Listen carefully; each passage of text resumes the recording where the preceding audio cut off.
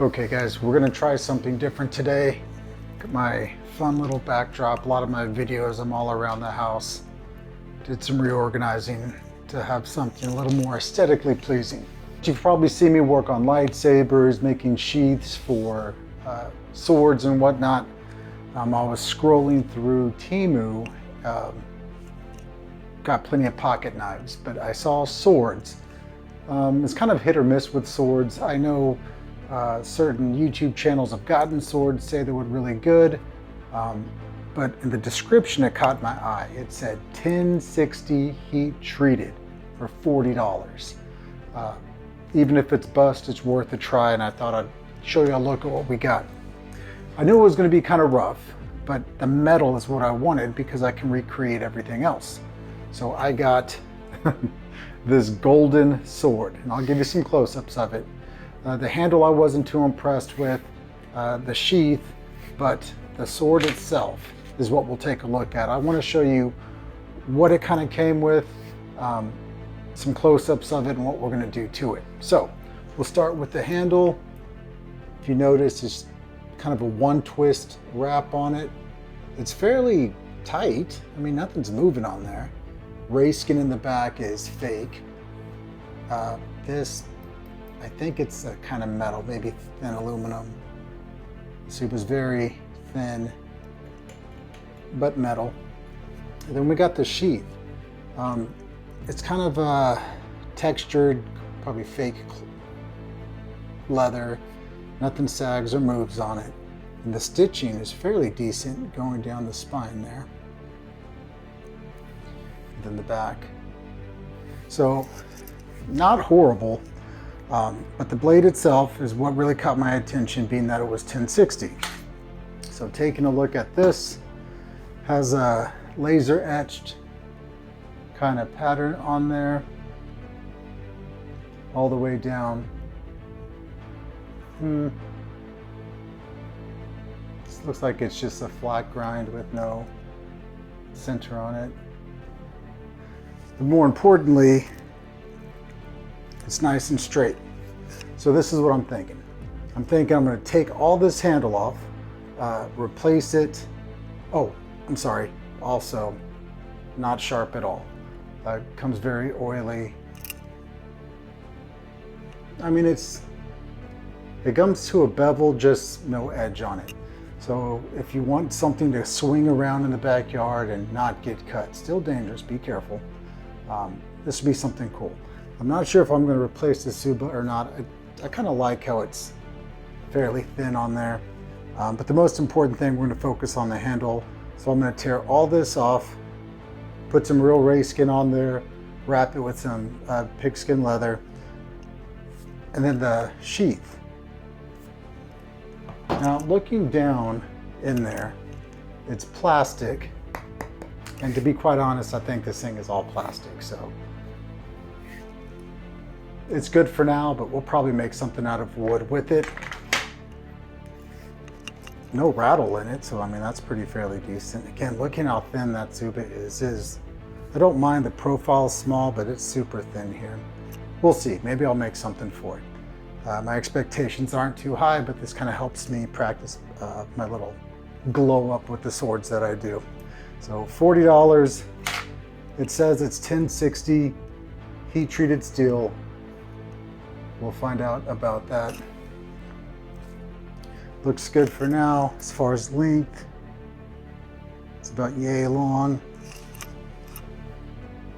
We'll see. So again, we'll tear up some leather, we'll put some ray skin on, we'll rewrap it, and maybe we can pick up a few parts.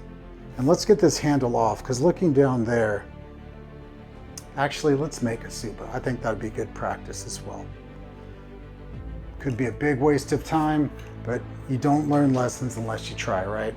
So cue the music and let's get started. First thing we had to do was cut off the wrap.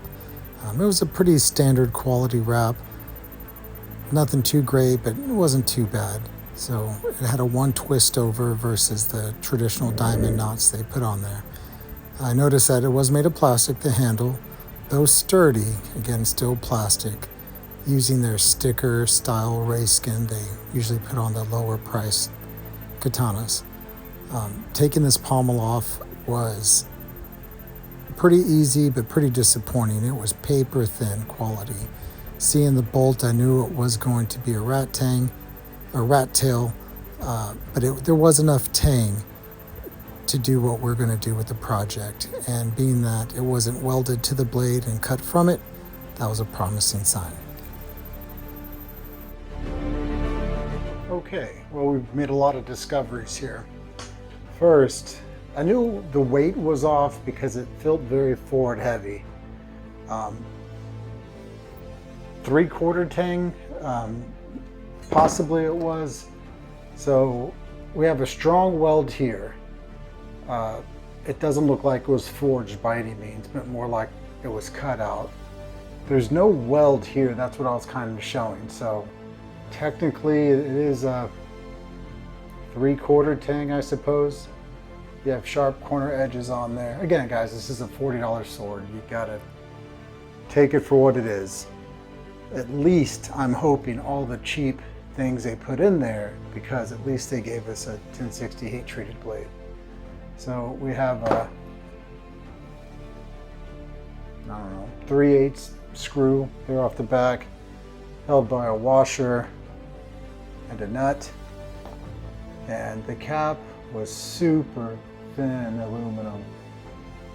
So when I saw the handle, I immediately knew that, and the bolt on there, that this we're not going to use. And at this point, it's really how much do I want to invest in this. Now, as you know, the Axe Society, I own an axe throwing venue. So we're probably going to put an axe handle on here. I think it's a cool look, because when I put the axe handle on, it'll be longer with that nice kind of bird's head pommel on it. Then I can put pilot holes in here so I can pin it through. So I don't have an issue with that.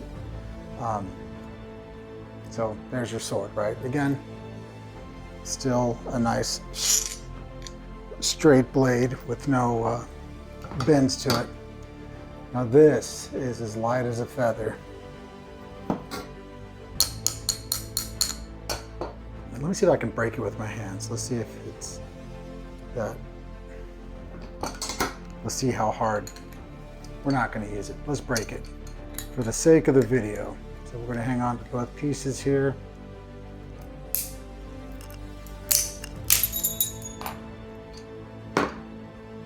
Ignore the weird face I was using there. And I mean, aluminum. And it took a little effort, but just an aluminum piece. So I guess you can consider that metal, right? And as far as the handle, it's not heavy, but it's not just a super thin piece. So it has some supports in there that the Temu was probably kind of touching for support. I don't know, I may keep this. We could probably use that for something. I mean, it's a solid piece. So we'll see. That gold wrap, I do buy a lot of that, so there is some value there. I can use it for decorative pieces. And if you saw earlier, I put the sword in the sheath and it got stuck because these corners caught on the inside of that plastic. And so I pushed it down and it felt very spongy, like I guarantee you there's just a piece of foam at the bottom. Because if we look at the length, there's a little extra space in there. When you push it down, it kind of, she's trying to get in the toys. When you pushed it down, it felt very spongy. So I was able to finagle it out. So we will probably end up making a sheath for it. So if we do a really cool sword handle with this. We can probably still stay with the gold motif. I think that'd be fun. With ray skin, I'll go black, so I'll have gold wrap with the black ray skin underneath. You know, you put so much effort into something. This is probably super cheap too, so I'll probably buy new or better gold wrap, and I'll use that for decorative for this sheath. Okay, so that's where we're at. We got aluminum handguard Tsuba, super thin aluminum pommel, 1 bolt, 1 screw, the blade, which initially what I was buying it for anyway, so we'll cut that tang off and work with this back part about 6-7 inches on that. And then we keep the sheath for now, but I'm sure we'll end up making another one. Okay, there we are. My hands are super oily. Let me go wash them. Cue the music again. Let's get back to work.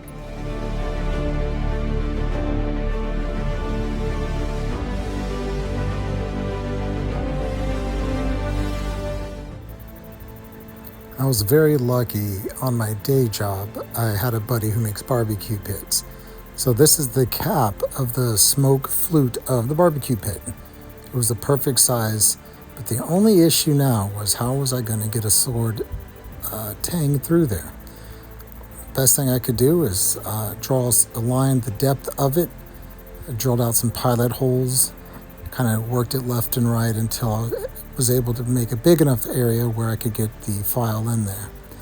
And though I edited this video, it was a lot of back and forth trying to fit. With the sword, because there was no real geometrics to the blade, it was just a stock of steel.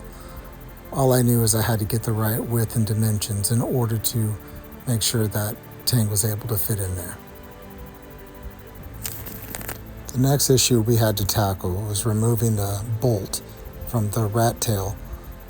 So I just clamped it down, got out my little die grinder there with abrasive wheel, and just slowly worked both sides in order to remove that bolt. After the bolt was removed, as you'll see here in a moment, just kind of followed it down just so there was no sharp edges. You know, the goal is to get this tang sandwiched between an axe handle, so just making it nice and smooth, so when it's clamped together, everything will have a good fit.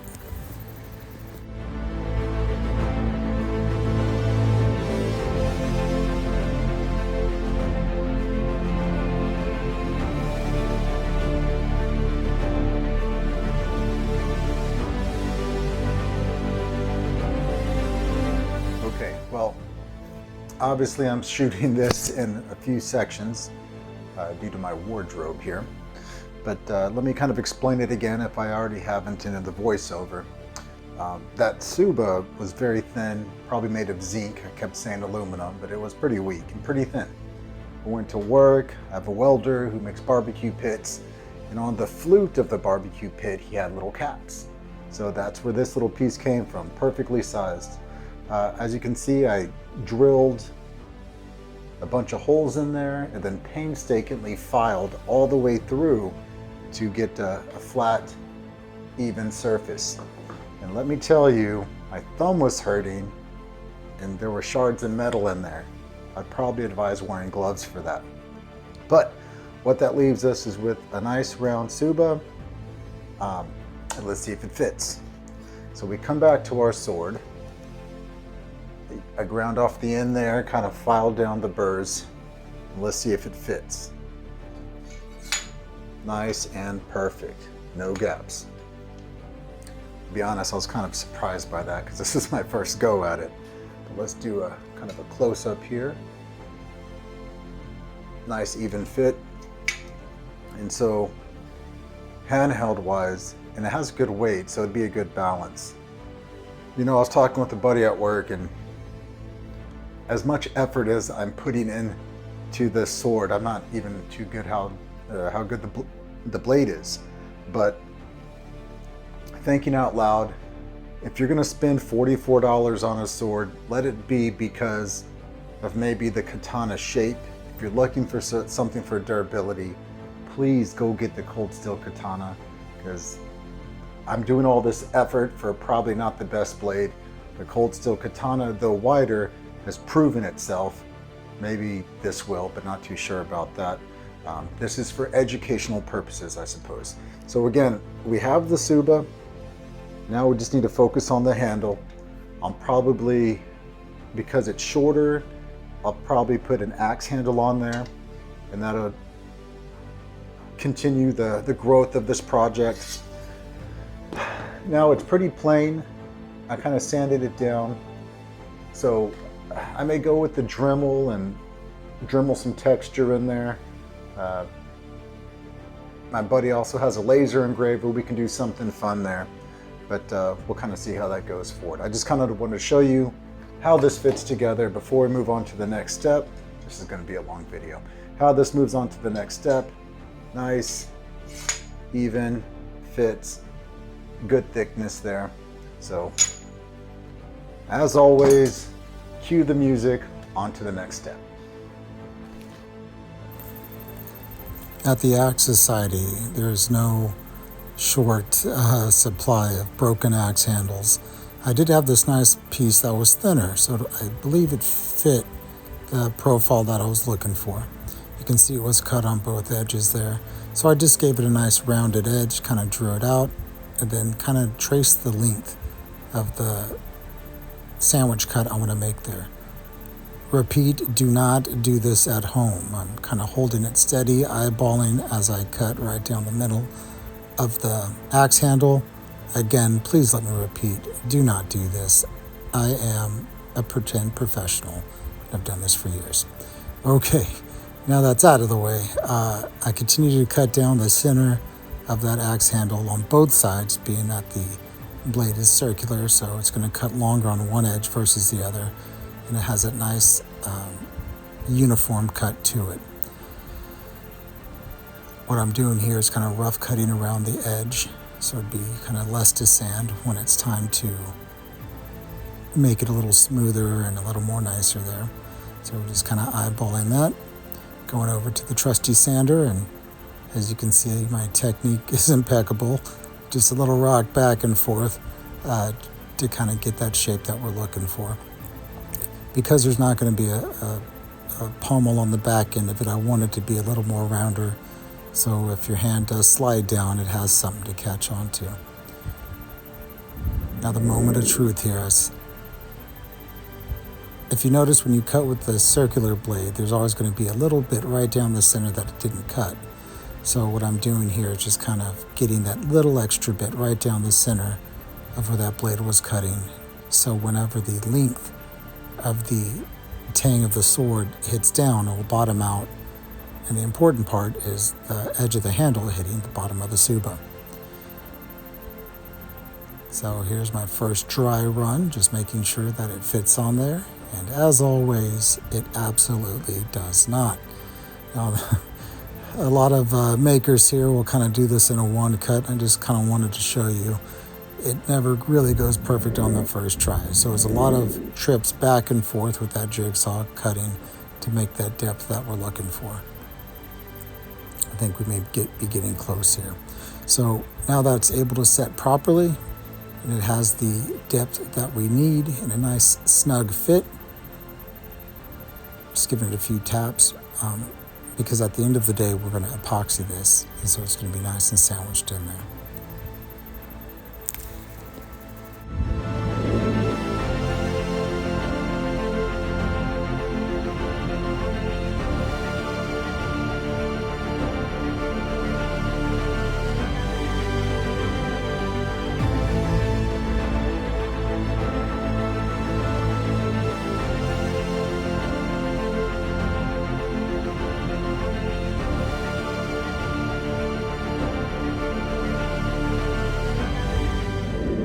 Now that we have everything nice and fitted, it's time to do the epoxy. Got my son here with me, who I kind of drag along with all the projects there.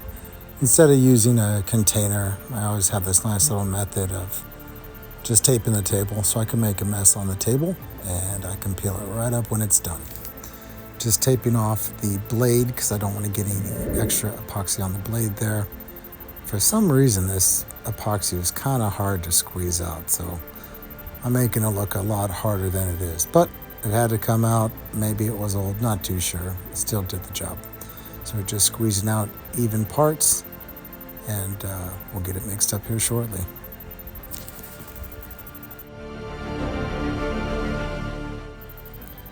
Number one rule, wrap it up, boys.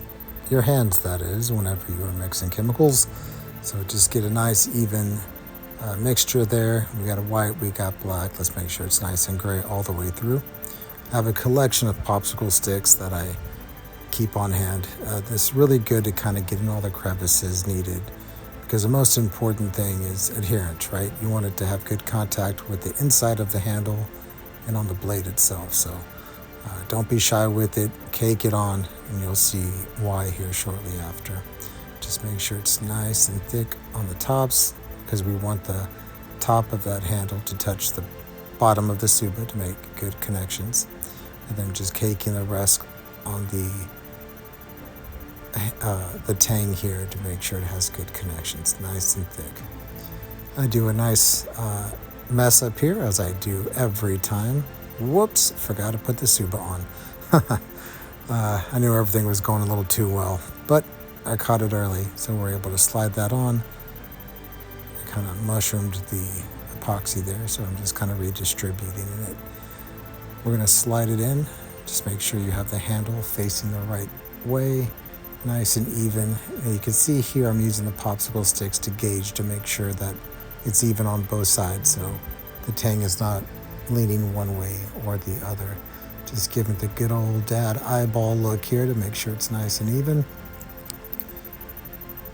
And when it looks nice and good, we're going to go ahead and give it the clamps.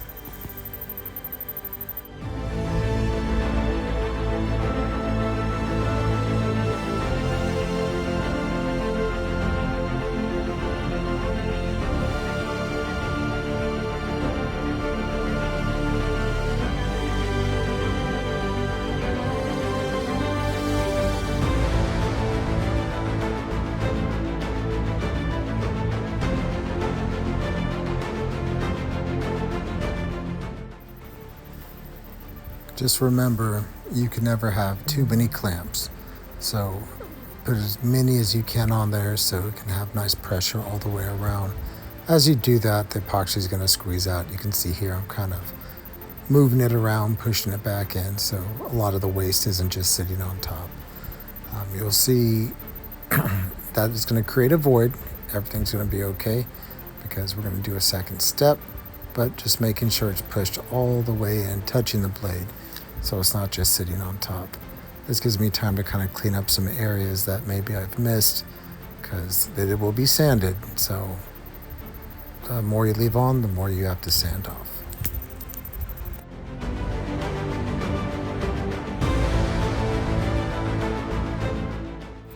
I generally let the epoxy set for about 24 hours, so this is next day. Taking it off, and if you notice, you can see those voided areas where the epoxy didn't go deep enough, but it did touch the blade. Not a problem at all, because we're going to go back and just fill it back up with epoxy. But before we do that, I wanted to do a preliminary sand just to kind of see my highs and lows.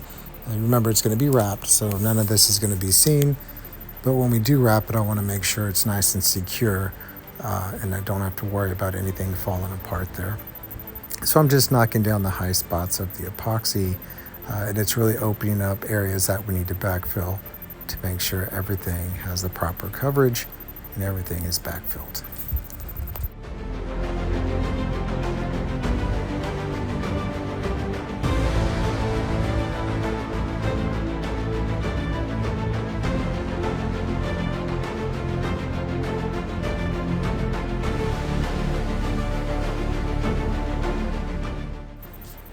Now this is going to be a very important step. Though the epoxy is strong, if I start hitting things with the blade, friction cracks and possibly the blade over time could dislodge from the handle.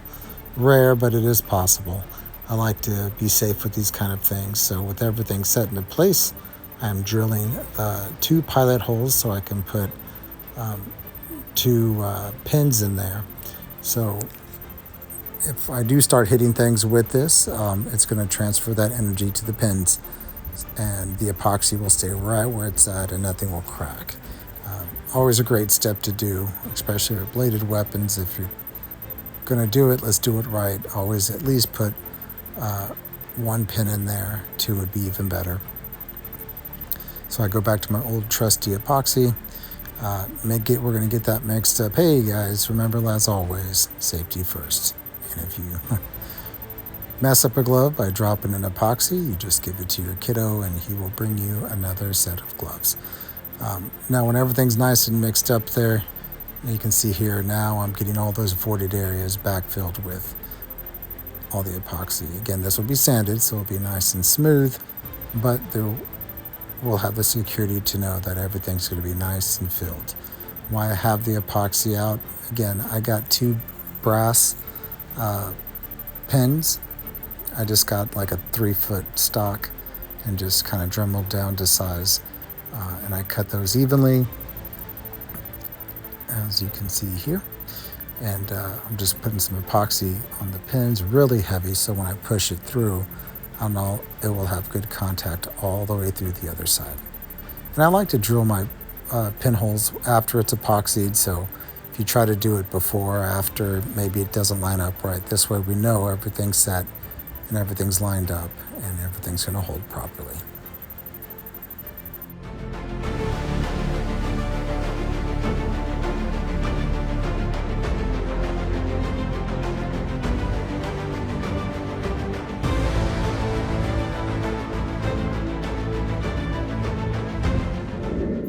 Once again, I let it set for 24 hours. Everything is nice and solid. So I'm just grabbing my angle grinder with a thin blade. We're going to cut those pins off nice and flush.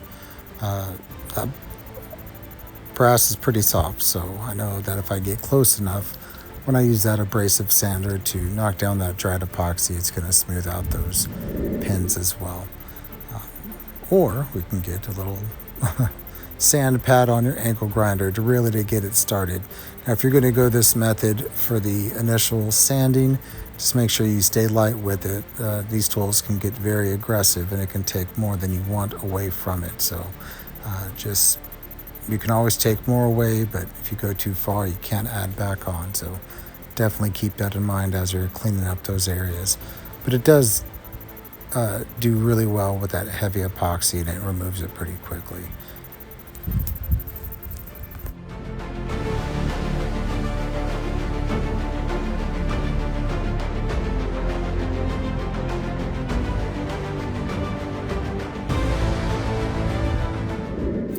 Though this handle will be wrapped, part of it will be exposed, the wood at least, on the back end of the handle. So I just picked up a high gloss after doing a nice fine sanding, just so the exposed wood can be nice and protected. And so any weathering on it, it'll bring out that nice grain of the wood with that nice gloss there. I know I mentioned a few things I could do with the Suba. I went the cheap route. Kind of spent a little more time on this than expected. So we'll save the laser engraving for a different time. But Rust-Oleum makes a really nice crackling paint that cracks on contact. So I kind of aged it a little bit, and so I just kind of taped everything off, sprayed that out so it could have that nice texture to the Suba. Okay, here's where we are. As you can see, we did a lot of work through the handle, creating it. I'm sure I did some voiceover stuff. That's the cat. And I just kind of want to show you where we are before we go to the next step by wrapping the handle. So the handle is long, and that's kind of by design. I like a nice purchase on that handle. It is solid as can be. So you can see there that I cut that sandwich, had to take out that little bit there so it can sit in there properly.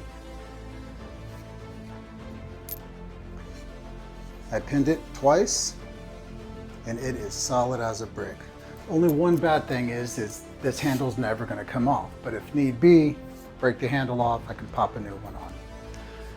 On the Suba there, I did a textured, you can't see it too well, a textured spray paint. So to get rid of that just kind of raw metal look. Pretty excited about it, looking like a sword.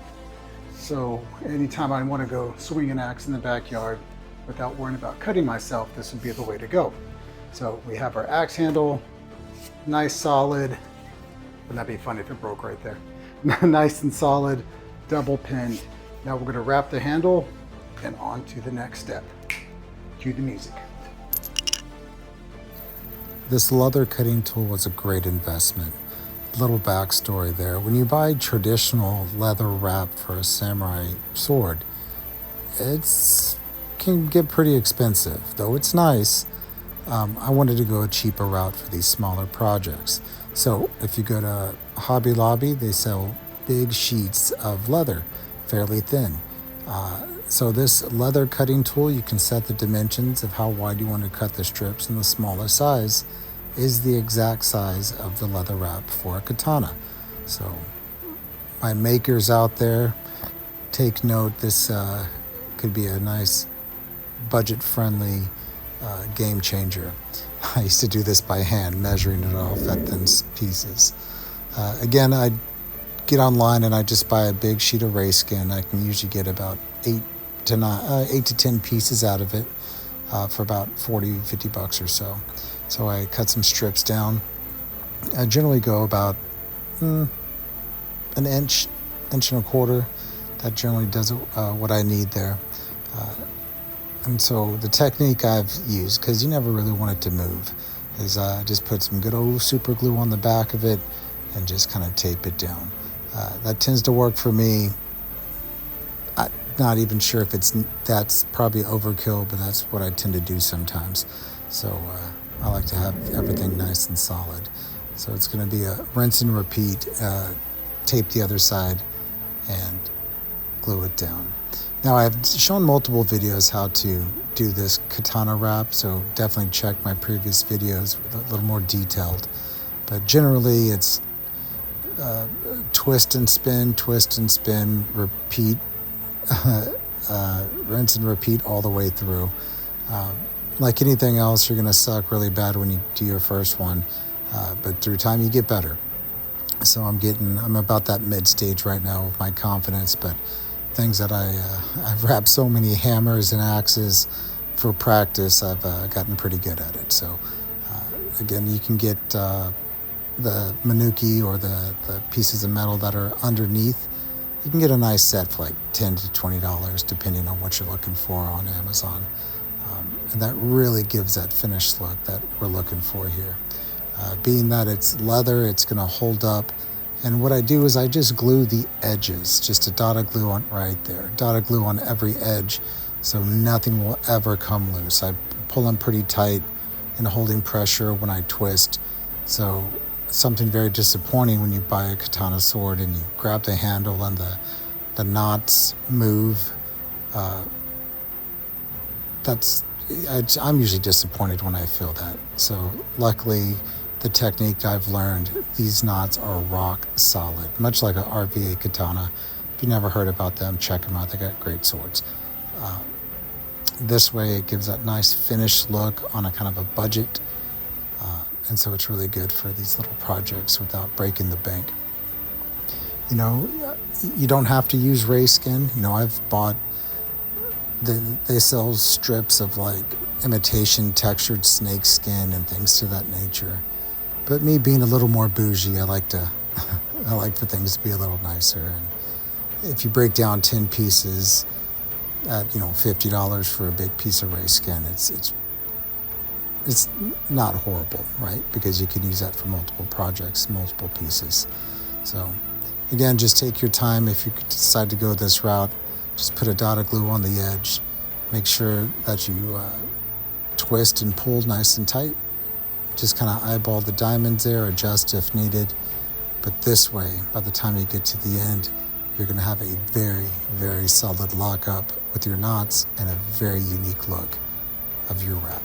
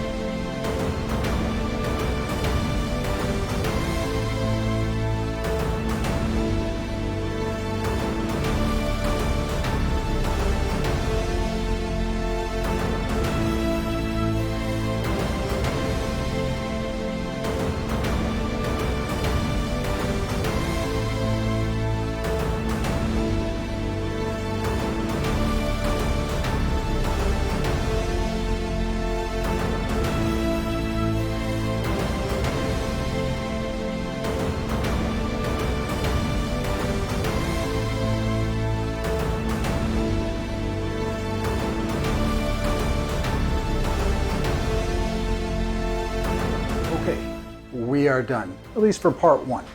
So let me show you what we came up with. We used a axe handle, pinned it with brass pins, epoxied it. We got cowhide leather, cut it into strips, raised skin, manuki, and we made it really nice and neat with a nice finished product there. We got a metal Suba hilt there, spray painted it with textured spray paint to kind of give it a crackling look. I know this video has been long enough, so I don't want to keep it too long. Just kind of wanted to show you the finished product. Nice and tight. The knots do not move at all. So nice and neat.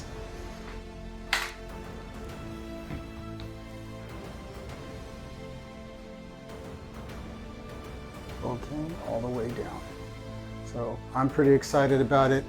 Definitely extended that handle all the way. Very solid. Not much to say left, guys. Next step, we'll do a part two. Again, this video's been long enough. We're gonna attack the hilt, the sheath for this. This is just plastic. Good enough for now. I can hit pause a little bit and we can definitely attack the project. But for right now, finally done. We have our axe handled hilt, axe handle handle for the $40